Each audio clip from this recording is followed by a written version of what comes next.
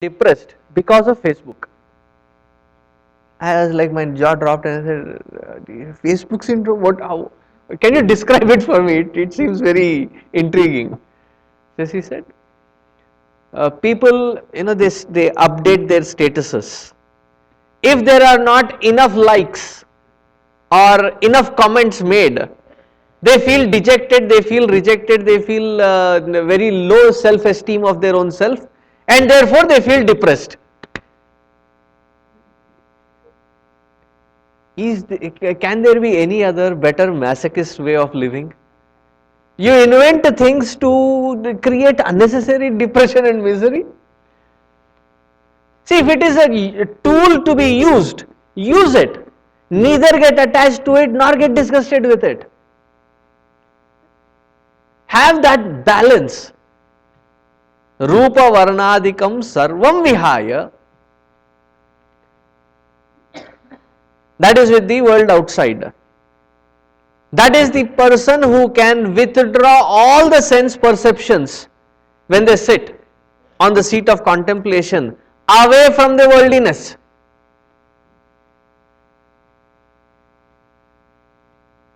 To maintain that balance. Because at this present circumstances, we know only two phases of our mind's functionality. Either it is constantly, restless and doing something, or it is so tired that it falls asleep. By mistake, if there is an opportunity wherein the mind is not restless and it is not feeling sleepy, then immediately do you know what takes over? Boredom. I am sitting, I don't know, there is nothing to do. Taken over by boredom. Because we have never gotten the taste of the third phase, wherein it is neither restless nor feeling sloppy. The intermediary phase is wherein the mind is in solitude. It is alert, but it does not have any itch to go outside. If required, it will be ready to, but at that moment it is not. It can withdraw from any attachment at will.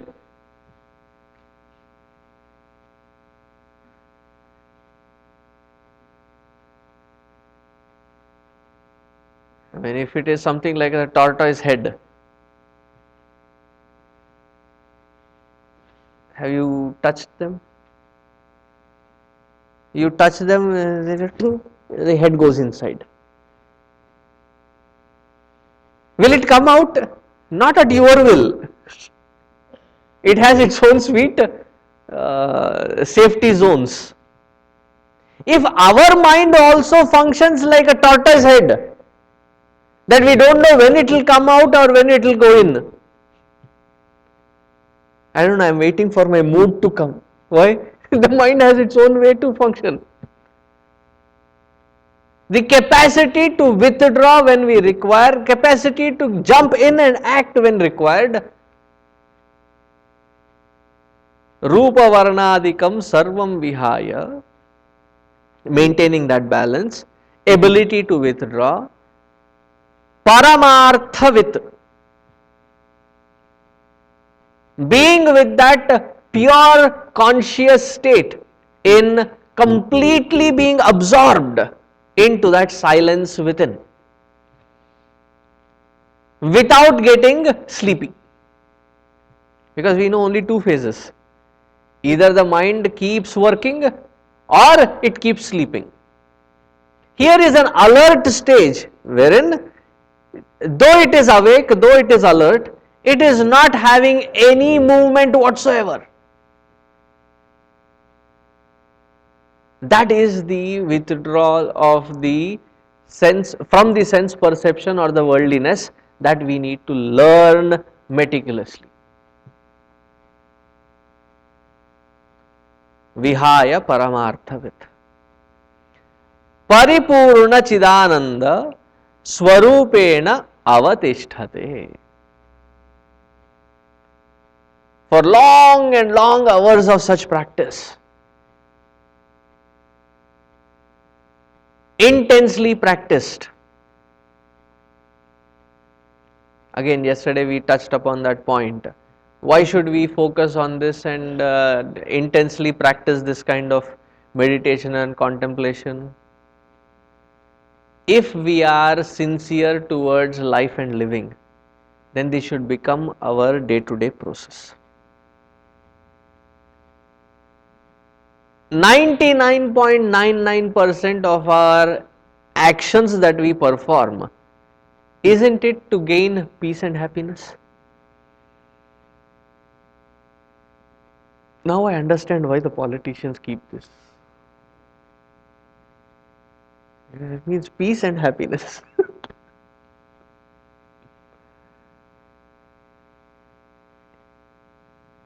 If all these actions that we are performing has not given us that substantial peace and happiness, and if the scriptures are screaming on the top of their lungs saying, this is the sure method, shouldn't this method be the priority of all the different activities that we perform?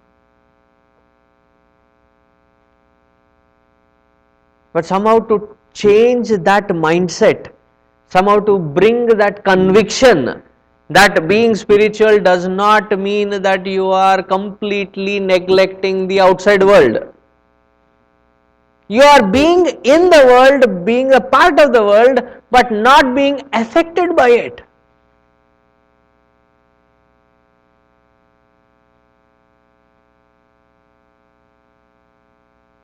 Then the intensity, the longing to sit on the seat of contemplation develops further. And in order to do this, there is no predestined qualification required. Meaning what? You have to be educated to a certain extent, you have to have certain wealth, a certain caste, certain creed, certain gender. No such qualification is required. As long as we intensely understand that this is the purpose for which I have been putting effort. And thus when I sit on that seat of meditation, you become absorbed in that one thought through which we transcend the process of thinking.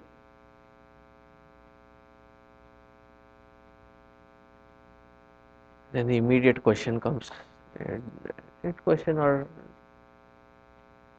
my only means to know the entire world is through the mind and intellect. If I transcend that mind and intellect, how will I know when I am realized or not?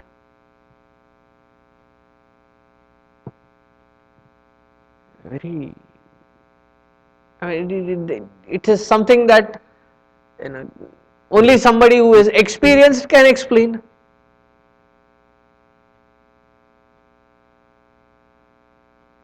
It is something like somebody asking, how do you know when exactly your stomach is full?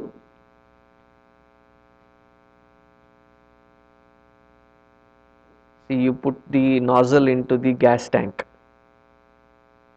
okay, and hold, and then you can go clean your front windshield, back windshield, putting it on the hold. There is some mechanism inside. As soon as the gasoline reaches to that level, the pump stops pumping. It stops. Back in India, it is a different case.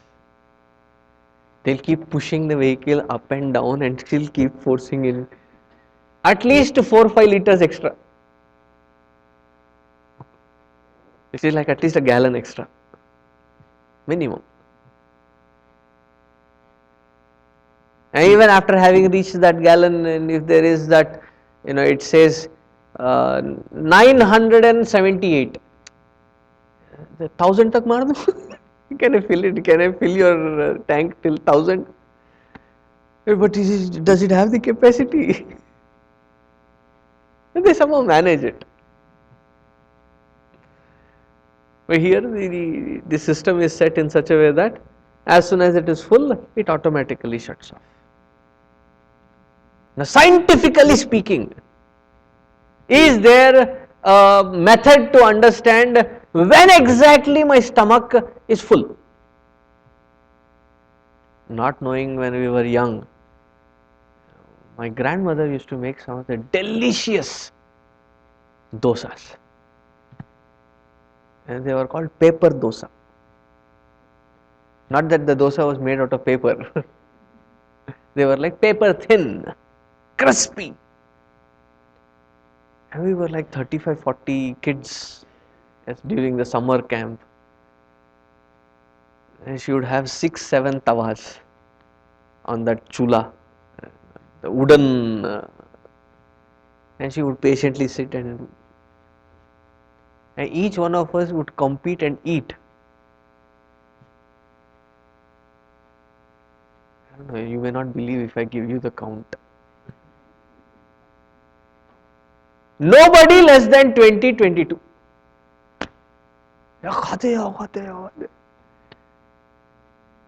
And I very distinctly remember once I had eaten stuffed so much, overeaten, that the stomach was so tight that my pajama that I was wearing, the thread that is tied, was hurting my stomach lining here.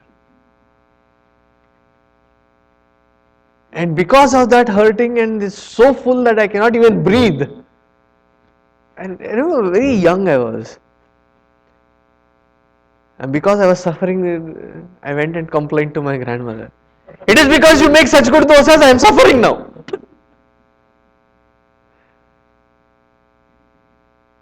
A child once made that mistake. But today, do we not know when to stop?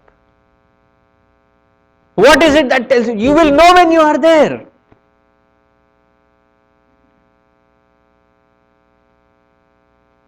But still, logically, it seems to be a mismatch. The only means that I have to know the external world is my mind and intellect. How would my mind and intellect not be useful in knowing the self? This is a big question raised for every seeker.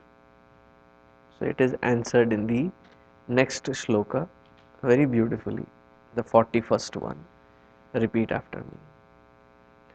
ज्ञातृज्ञानज्ञेयभेदः ज्ञातृज्ञानज्ञेयभेदः परेणात्मनि विद्यते चिदानन्दैकरूपत्वात्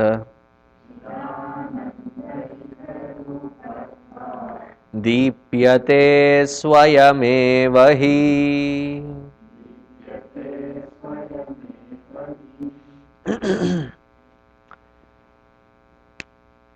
If you ask the child to go out and check if the sun can be seen, sun is there out in the sky,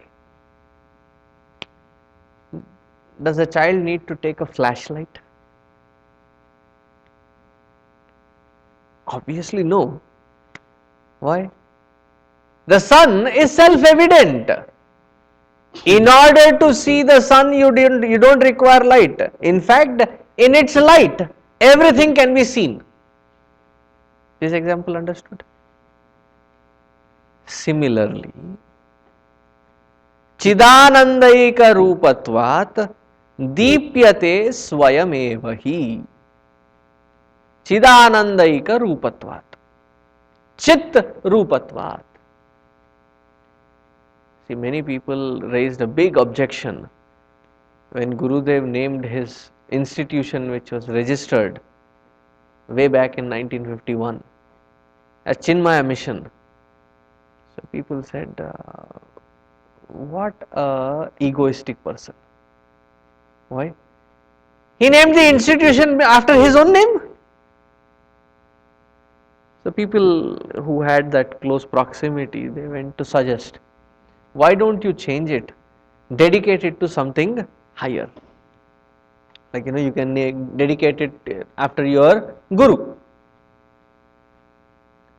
like Ramakrishna Paramahamsa, Ramakrishna Mutt it is called, but it was named by Vivekananda, so it was dedicated to him. So why don't you do that?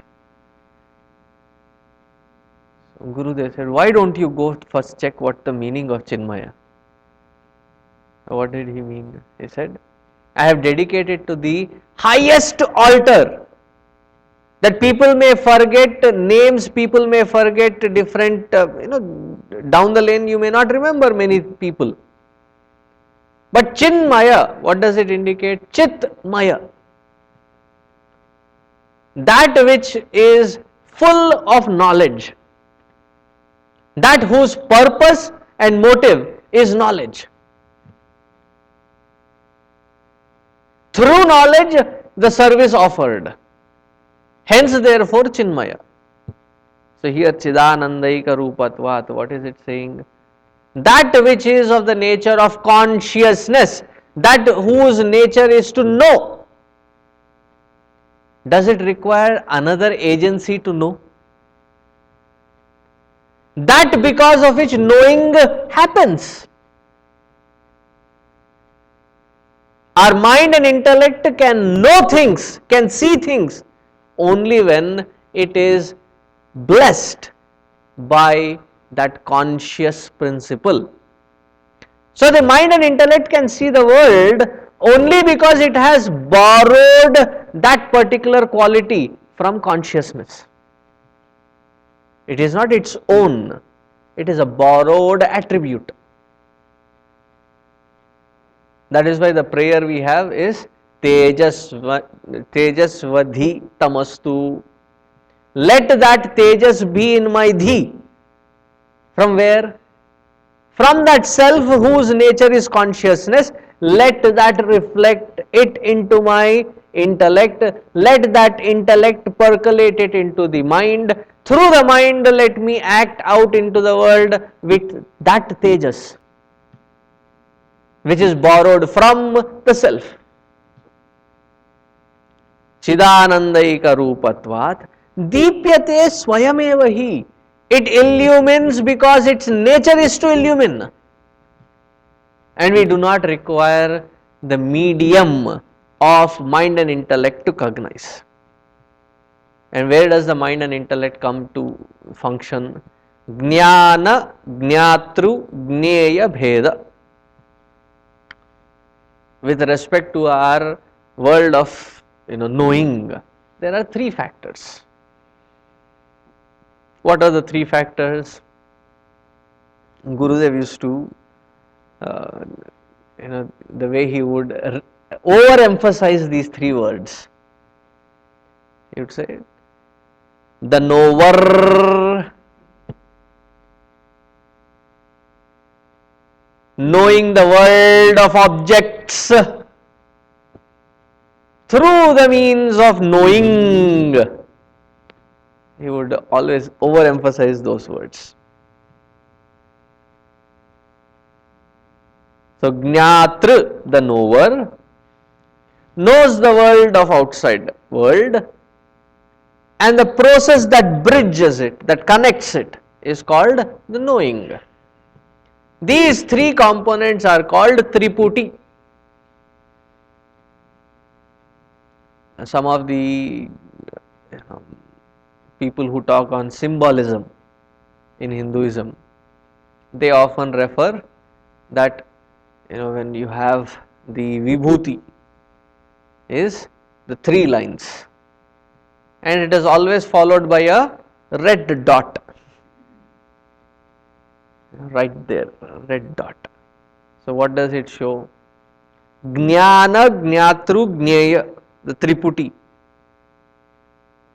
These three can exist only when there is that focal point, that starting point called the conscious principle, which is indicated by that red dot, which literally means you are here. When you are in the mall maps, there is a red dot which says you are here, and this red dot also means that only, that you are here. That is the conscious principle from where everything else percolates, expands from there. Jnana Jnatru Jneya Bhedaha Pare Atmani Na Vidyate. This Triputi is not existing in the self within.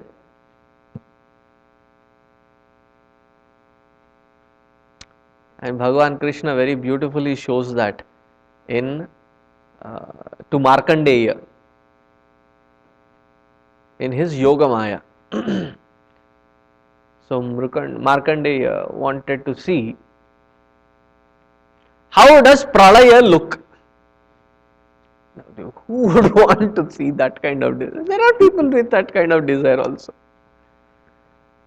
So Bhagavan said, Tathastu, maybe it's so. And then there was this whole deluge that he had witnessed. And right on that deluge water, there was this people leaf, Vata Patra. So on that Vata Patra, there was Bhagavan Krishna, a baby Krishna, who was floating. And what was that baby Krishna doing? Sucking on its own toe. The foot. Balam mukundam manasa smarami. Vatasya patrasya puteshayanam. Balam mukundam manasa smarami. What does that indicate?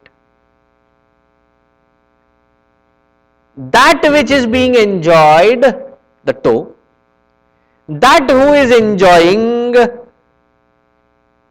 and the enjoyer, all of it, isn't it the same?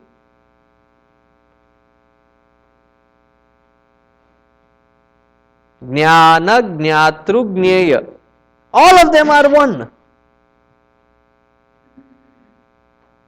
Similarly, the consciousness is consciously witnessing its own self.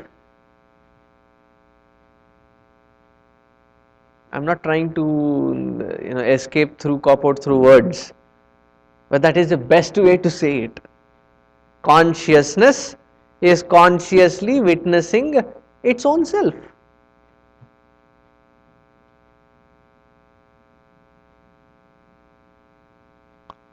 Pare Atmani Triputi na Vidyate. These three factors don't exist because the seer, the seen, and the seeing is one and the same. Hence, therefore, there is no requirement of mind and intellect. What does the sharp intellect's purpose? Sharp intellect's purpose is to withdraw the mind and intellect from either the liking or the disliking of the world, things and beings around us, to bring it back into balance. That is the only purpose of the sharp intellect. Because after that the intellect has to be turned off. I am smart, it doesn't matter. Why? That is the attribute of the intellect. One has to transcend that.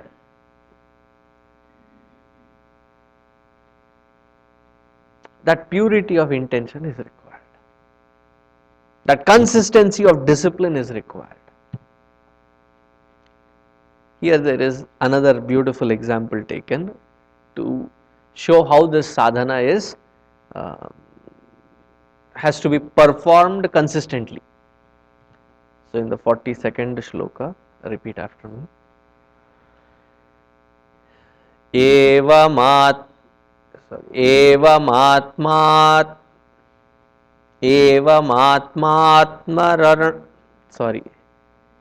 Evamatma aranau dhyanam. Evamatma aranau dhyana mathane satatam krite. Satatam krite. उदितावगतिर्ज्वाला उदितावगतिर्ज्वाला सर्वज्ञानेन्धनं दहेत नेन्धनं दहेत. A few years ago, when Guruji was to inaugurate a building, he cut the ribbon and then came onto the stage.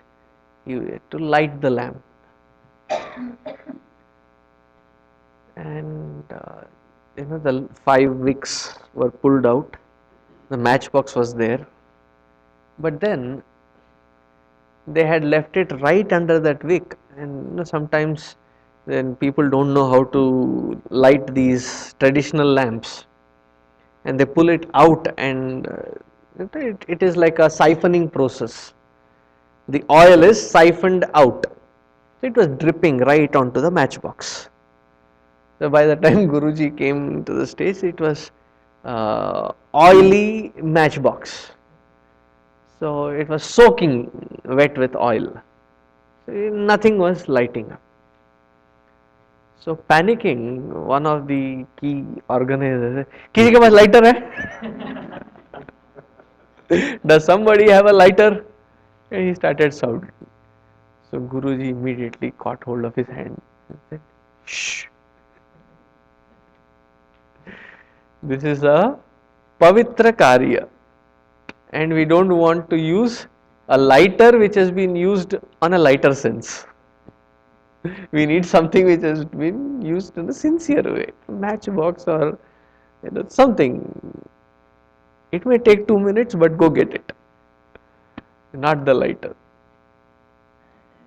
In the olden days, not just olden days, even as recently as last year when we were having the Hanuman Pratishtha, and the fire had to be invoked, and it is a process.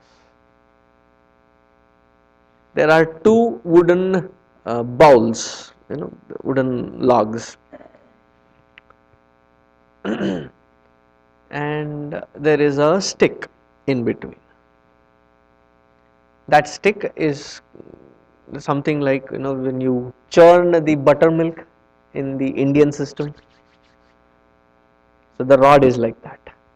Now sometimes when you have 10-15 cows in the house and you have this big pot worth yogurt, so they use bigger stick, and instead of doing it with the palms, they tie it with a rope and then they churn. That was one of the most favorite activities when we were in the village. Why? Aha, the result of it,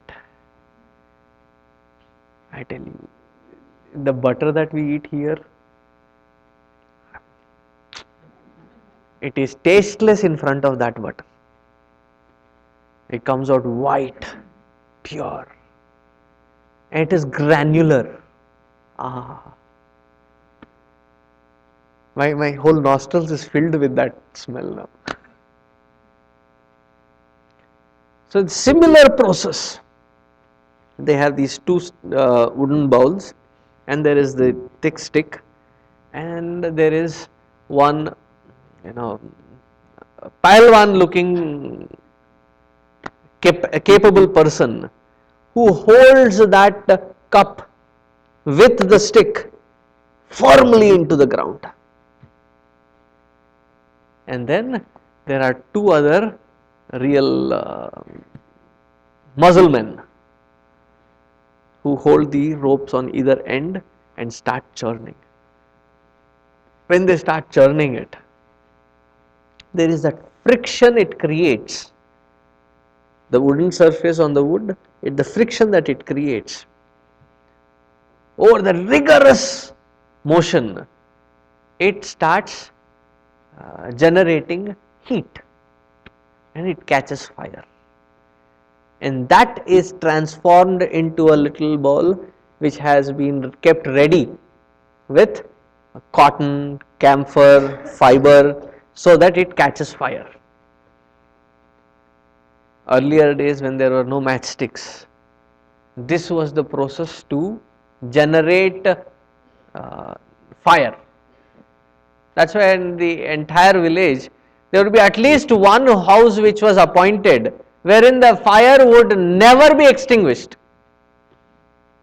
If need be, that would be the closest home that you run by and get some charcoal burning and then back home to start your own fire.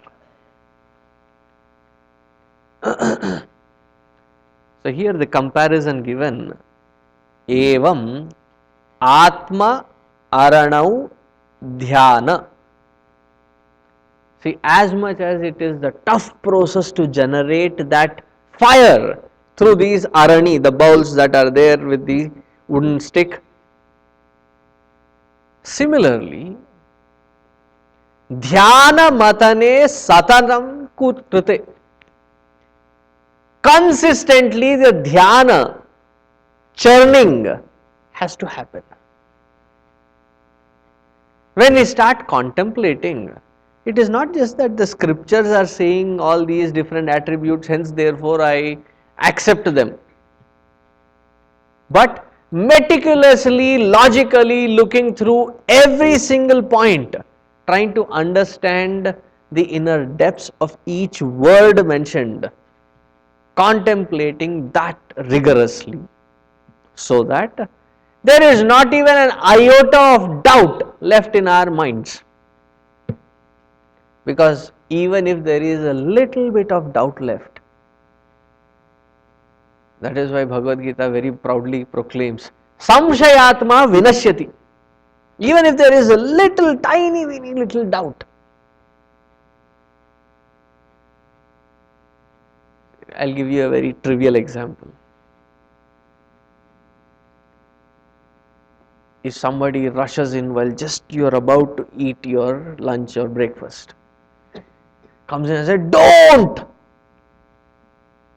It has poison. Would you eat? And then he gets a call again. Oh! Never mind. It doesn't have poison. Eat.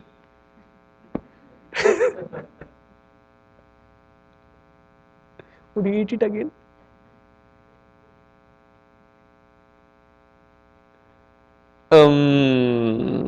Not this one.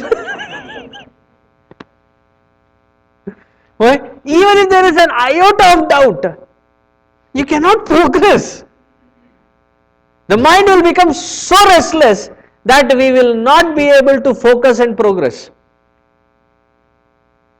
So the contemplation process should be done in such firmness that all doubts and questions are removed, uprooted.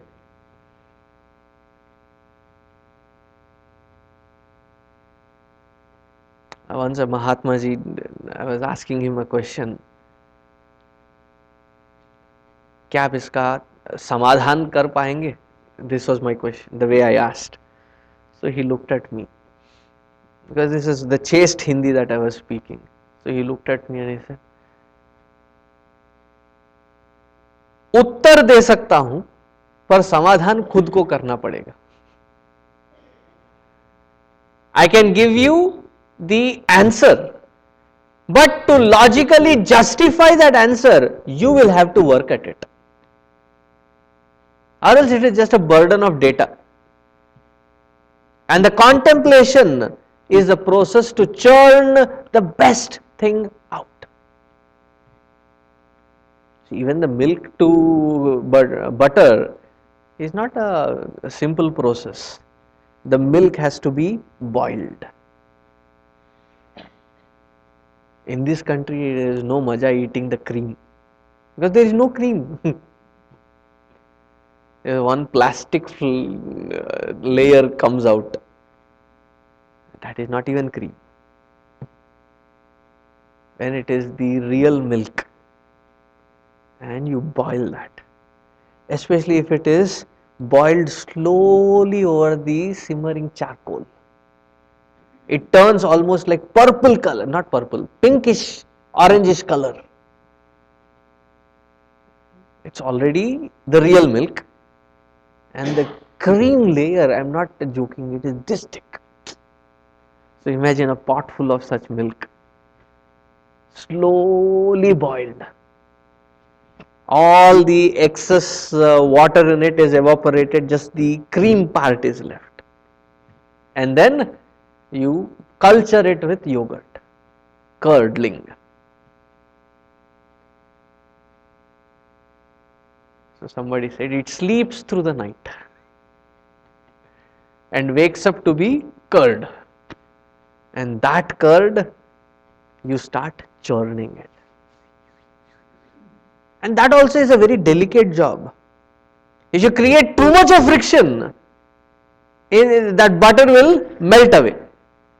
It has to be done in the appropriate, so that it doesn't burn away or melt away. Then it starts floating. That floating one is separated out. And there is no doubt there, because it is the most purified part of that milk coming as that butter. And then it is put on fire in the pan. That is the most interesting part. Why? It keeps making it is such a noisy process. After the popcorn making, this is the next most noisy process. So much of sound. Why? Because of the excess of moisture in it. Then all that moisture is evaporated. All the solids in it settle down. What remains is the clarified butter, which is taken out as ghee. It's a challenge. Ghee can never rot if done rightfully. Ghee can never rot.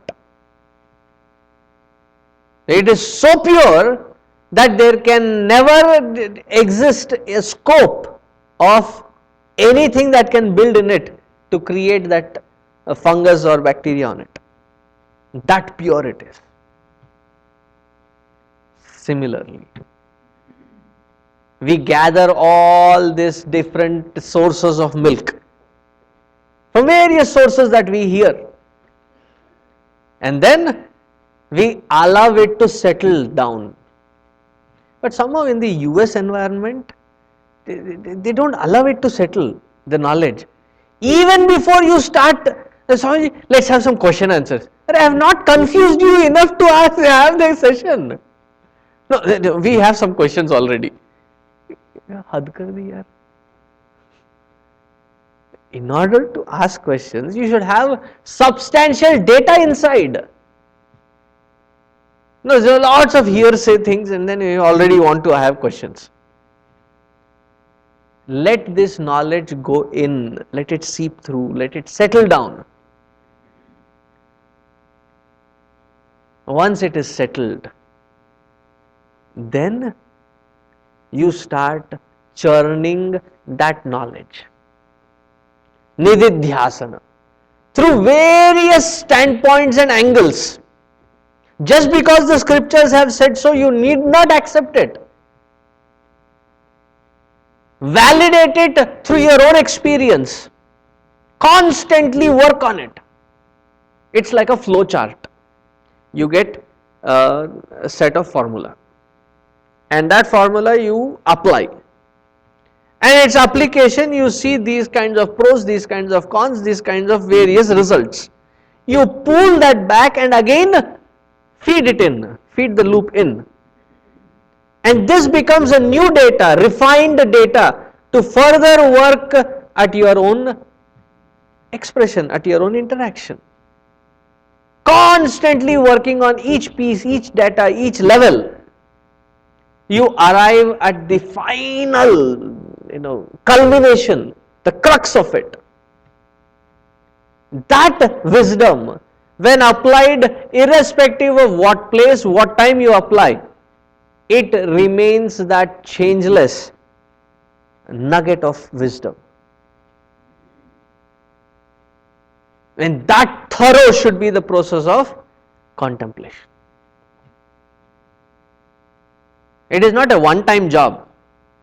Like somebody asked, the father was coming to the satsang, Bhagavad Gita, and the young son, he was in his 9th, 10th grade. Where are you going, dad?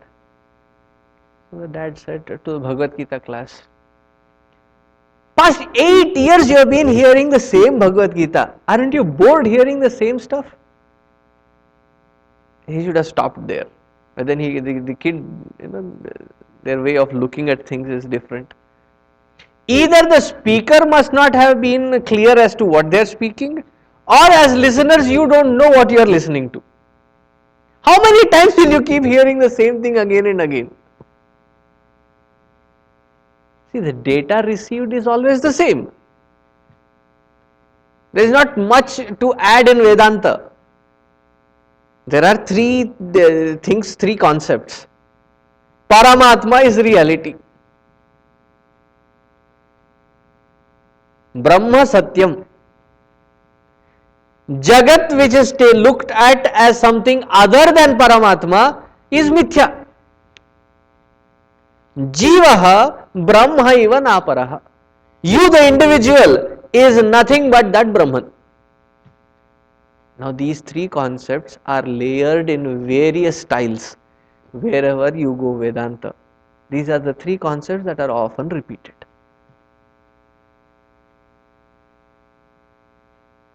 But there is so much of processing that has to be done to understand this knowledge clearly, so that there is no doubts left in the intellect. Now the wisdom does gain. Uditau agatir jwala. The knowledge which is born, uditau, like the flame from the arani. What does it do? Sarva ajnana indhanam dahet. All the indhana, the fire, fuel, that is offered into that yajna kunda, everything is burned down to its finest detail. And what is the final detail? Ash. And that is what Lord Shiva applies as decoration. And ultimate reality, everything has to come down to ash. Bhasmodhulita vigrahaya. He is covered with bhasma. Because everything comes back to that reality only. So all the knowledge that we acquire is to remove this causal ignorance. Sarva ajnana indhanam dahet.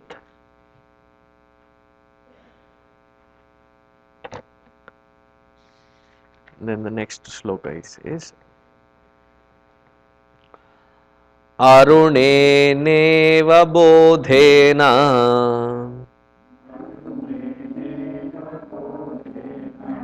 Purvasantamase hrite Tata avirbhavedatma Swayamevamshumaniva.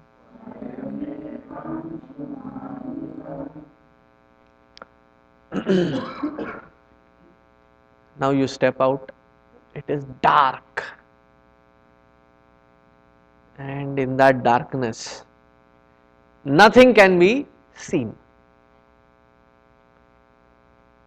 Even before you acquire the complete knowledge.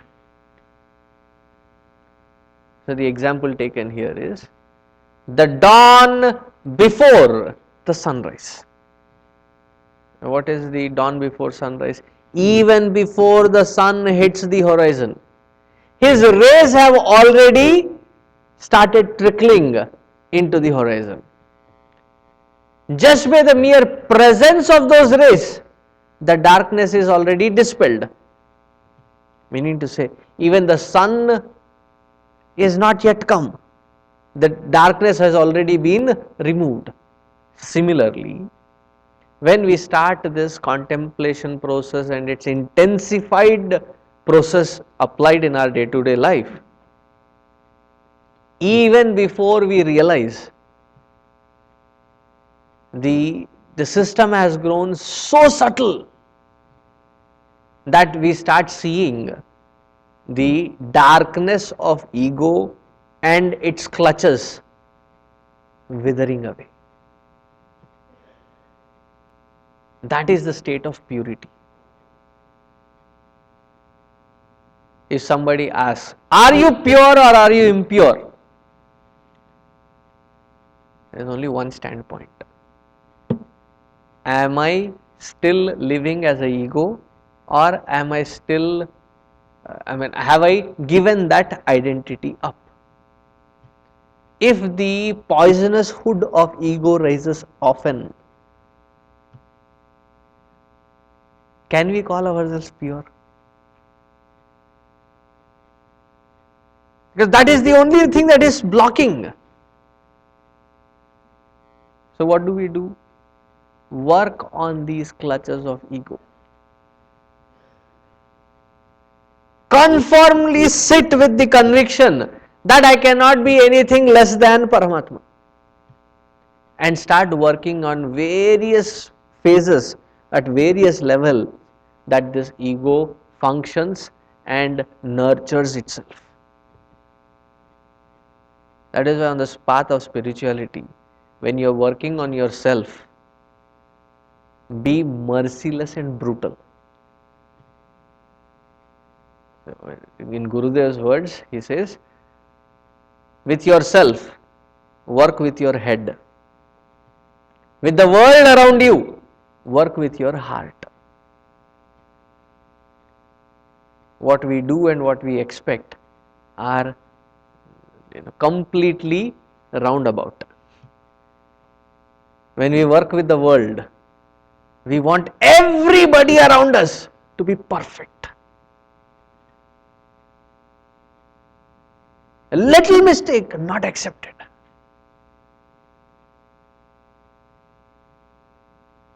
I was living at somebody's house when I had gone for yatra, not yatra, for the yajna, and they were a young couple. One day, and they have 2 children. So one day there was something that she had cooked had a little more salt, and the husband is,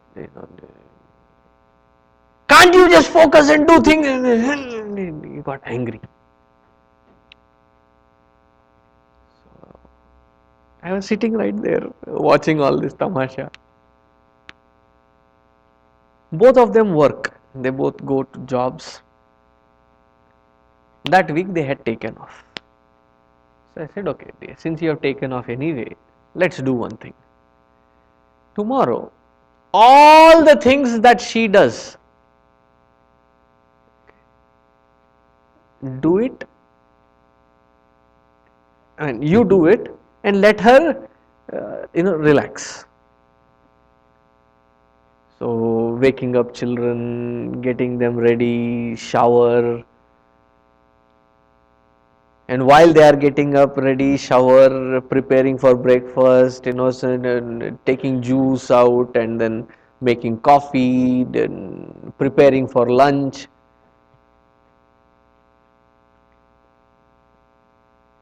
After the kids were sent, dropped off, came back.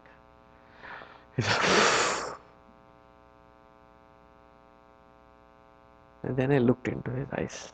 I asked, does she deserve your scornful look when the salt is little extra? Or what does she deserve? Definitely thanks. In spite of all these things, she does all this. It is amazing. Definitely, she deserves a thanks.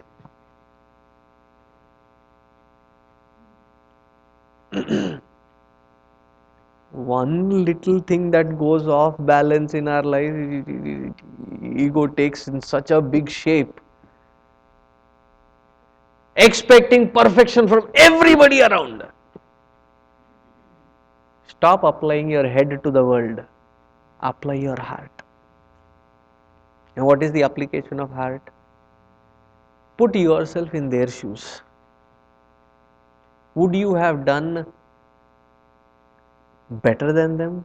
Not better than them is not the question. The question is, when you put yourself in their shoes, would you have done mistakes?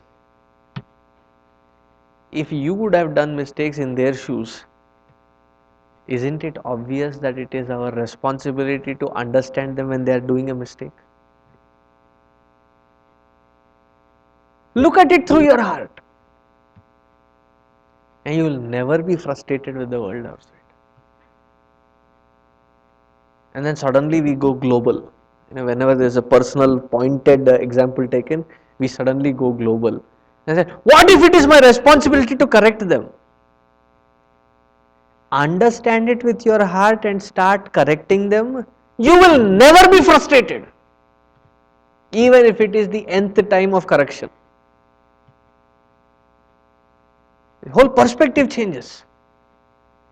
But then, when we are dealing with ourselves, be brutal, be merciless. So who is it that is trying to create a logic or a pseudo logic inside? It is the factor called ego. It is a super virus, super malware inside. Never trust that fellow. Oh, I am feeling lazy. Whip it up into action. I don't feel like it. Who gave you a choice? And this I am talking to one's own self. Do not give it a scope at all. Even before you realize, we start observing that the clutches of ego are weakening because it is dying a natural death. Avir bhaved atma swayam eva amshumaniva. Like the sun which rises in the horizon is dispelling the darkness. And that is why our prayer in our Hindu thing is, we light a lamp before we start any process. The first thing that we do is light a lamp. I am surprised or even shocked sometimes that many families start their day, they are all Hindu. Why? Because default you are born into that family. Start their entire day without even lighting the lamp. And it is an important, significant symbol in our life. Asatoma sadgamaya, tamasoma jyotirgamaya, mrityorma amritam gamaya. O Lord, with the lighting of this lamp, may this glow lead me towards light, lead me towards knowledge, lead me towards immortality, away from the shackles of darkness, ignorance, and mortality.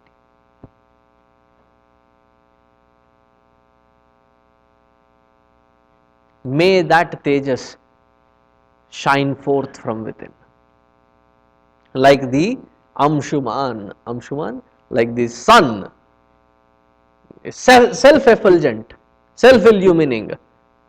The moment it steps in, even before it comes, the darkness is dispelled.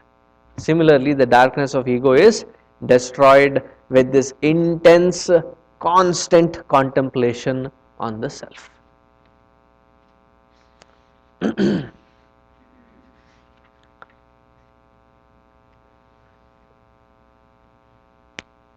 Then there is this famous pointer given. Why is it famous? You will understand it after we read the shloka.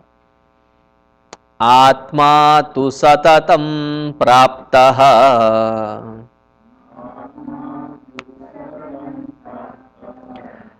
अप्यप्राप्तवद विद्यया अप्यप्राप्तवद विद्यया तन्नाशे प्राप्तवद भाति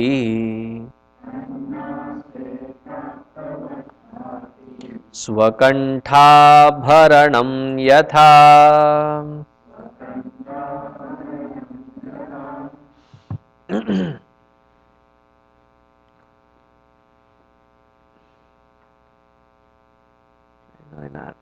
same old English book that I was mentioning yesterday. I don't know why I am remembering that book so much these 2 days. There is another story. This Mr. Kuchu,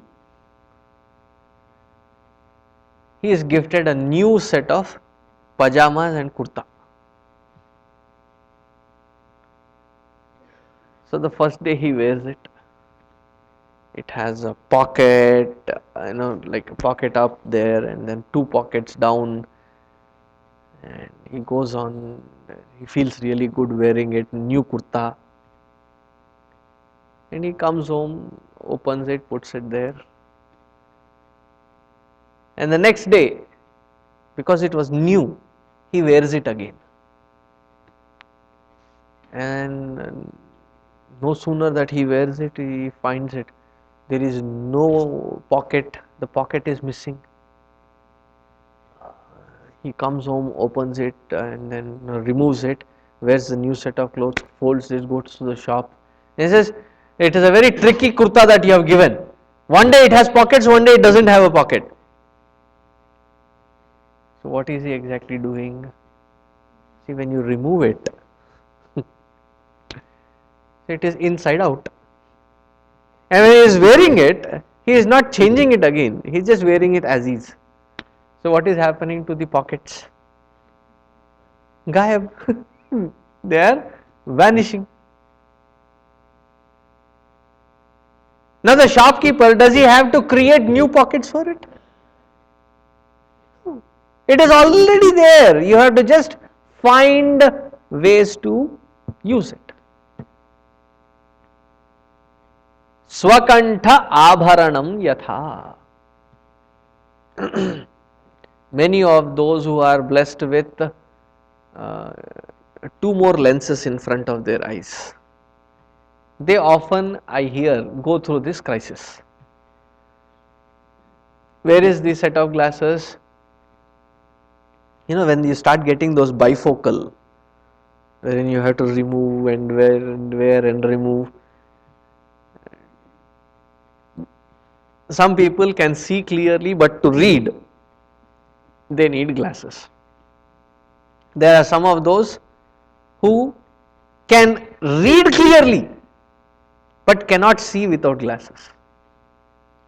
That is the strangest situation. They'll remove the glasses and read and then put it back. So most of them, what they do is, when they are trying to read, they immediately shift the axis. They put it on their head. Some of them don't mind wearing the little extra accessory through it, and then whenever they don't require, it falls down. Otherwise it is there on the top, and then you are intensely involved in that particular thing, and then you suddenly had to sign a check or something, and then you need your glasses.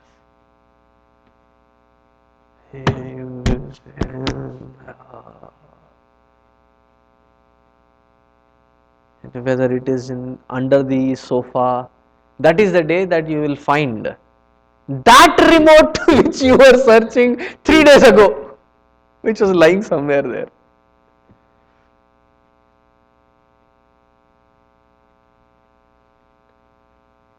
In someone's house that I was living, they said, we have broken our own record. We regained our lost remote after 3.5 years.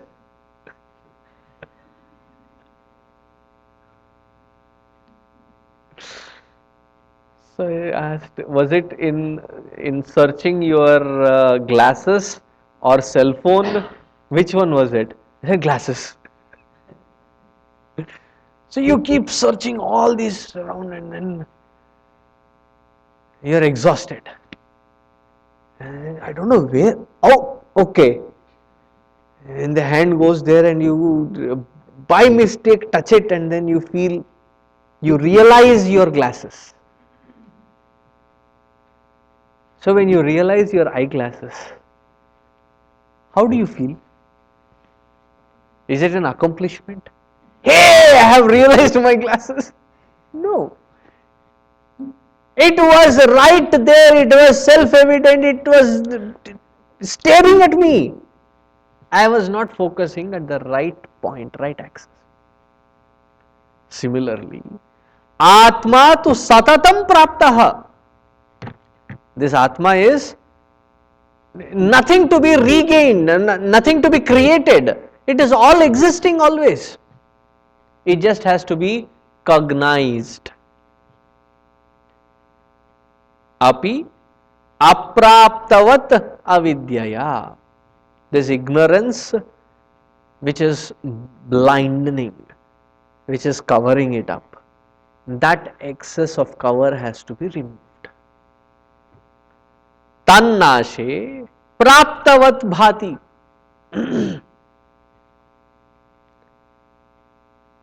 It is like a flashlight. You left it on the bed, so somebody dropped a pillow on it and then somebody dropped a quilt on it, and then you are like scratching. After an hour you come back and you're, where did I leave that flashlight? In fact, I left it on. How would I be missing it? So what do you have to do there? Open up all the layers, remove them. Do you need to create the light? No, it is already there. It is already illumining. You just have to remove the obstacles that are layered over it. The moment all layers are removed, that which is self-evident, that which is self-illumining, that which is always shining, shines forth, beams forth with its presence. Tannashe praptavad bhati swakantha bharanam yata. And that must have been those days when people must have been wearing at least 6-7 different layers of abharana on their neck. When you have that many ornaments and then you're missing one of them, it is a high possibility that it must have been hiding underneath one of the layers. Then when you find it, it was one of the precious ones. Glad it is right here. Did you recreate it? Did you have to shop for it again? No, it was right there. You had to recognize it. You had just forgotten. Similarly is the case with the self. We will read the 45th shloka but see the meaning tomorrow.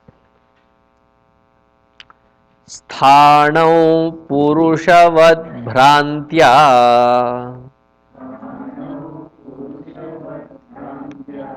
krita brahmani jivata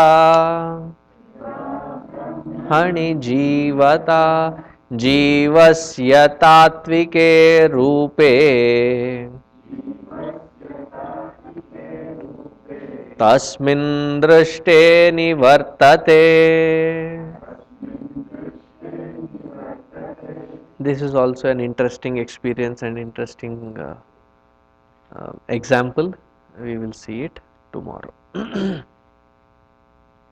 Om Purnamadaha पूर्णमिदं पूर्णात् पूर्णमुदच्यते पूर्णस्य पूर्णमादाय पूर्णमेवावशिष्यते। ओम शांति शांति शांति। हरि ओम। श्री गुरुभ्यो नमः। हरि